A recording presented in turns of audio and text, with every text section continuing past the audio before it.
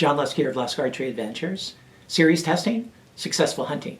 I've got another Broadhead test for you today. It's the NAP Trivex. Certainly not a new head by any stretch. It's actually an NAP's kind of budget lineup of mechanical heads, but it'll be an interesting head to put to the test using my 2022 protocol and see just how it stacks up and how it compares to some of the newer heads that I'm testing as well. Whenever I get an older head or a head even that I've already tested, if I have enough of them, I like to put them through the new protocol and just see how they compare to these other heads that I'm testing. So thanks to a buddy of mine, Brent Hussey, who donated this pack of heads, I'm able to test it today. And just on a side note, Brent has started a new YouTube channel recently, State Line Hunting. And so if you get a chance, check it out. I'll put the link in the description box of this video. But like I said, I'll be putting this through the test of everything that I'm using for 2022. And for a detailed explanation of all the protocol, the regimen, why I test the way that I test and how I test and what the test means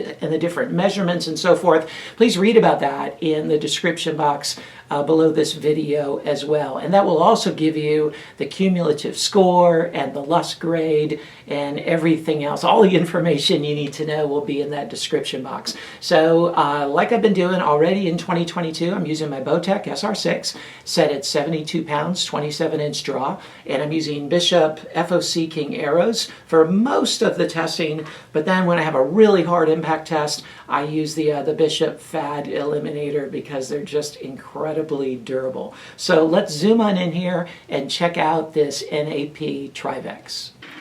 So here's a good look at the Trivex, and as you can see, it's pretty standard NAP over the top or front deploying broadhead that as the pressure is put on these blades right here, they're dulled to catch on the tissue, the hide, and then they're forced back into the open position there. But some things I want to draw attention to is they use an O-ring here, whereas like some of their higher end broadheads by NAP, they don't use any O-ring. These use an O-ring, and the O-rings are really stiff. They're kind of difficult to get in place there. And then they've got this interesting tip, and I'm not sure exactly what they were thinking about this tip. It's very dull. I mean, it's got a little point to it, but it's like a field point, only it has a little bit of chisel going on. Not really sharp. I don't know. It's kind of like the cross between a field point and a normal chisel tip. And then the blades are all offset, and I'll show you that when I open it up. Oh, and the ferrule is aluminum, and the tip and the blades are made out of steel. This is a 100 grain broadhead. The blades are 0.030 inches thick. Pretty thin by today's standards. Okay, so the way it works is when it penetrates through a hide, these blades here, these are very dull by design, they catch on the hide and it forces them back into their open position like this. So here it is in the open position, and the cutting diameter of the blades in the open position is 1 5/8 inches. So that's a pretty decent size cut there, a little over 1.5 inches, and they're also offset. They're not like straight in line with the ferrule, and that just creates a bit of rotation and makes a better wound channel as it penetrates through a medium, through an animal. So I'm really eager to see how these heads perform. I know they're just kind of in the budget lineup by NAP, but I'm eager to see how they do. Let's check out the Trivex.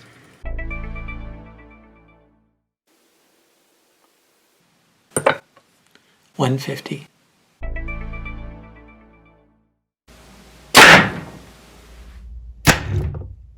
It penetrated 6 1/4 inches.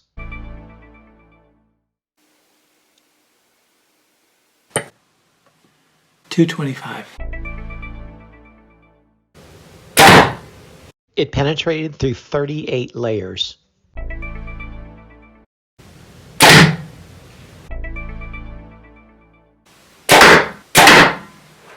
Here's the head after the second shot into the MDF. On the first shot, the blades bent back a bit, and on the second shot, it lost a blade inside the target, and the ferrule also got messed up. So because of that, it doesn't go on to the next round of the durability test in steel nor the concrete. So what do you think of the Trivex? You know, it certainly has its strengths, right? I mean, for the price, it's a good deal. It has some really unique features that the way that the blades are offset, and you know, there's some good things. NAP makes, you know, really sharp blades. There's certainly some strengths, but go through the score sheet and you can see what the strengths are as well as the weaknesses, and see the overall cumulative score. And just to let you know, okay, the overall score was not so great. So it's interesting to see how different heads come out with my new scoring system.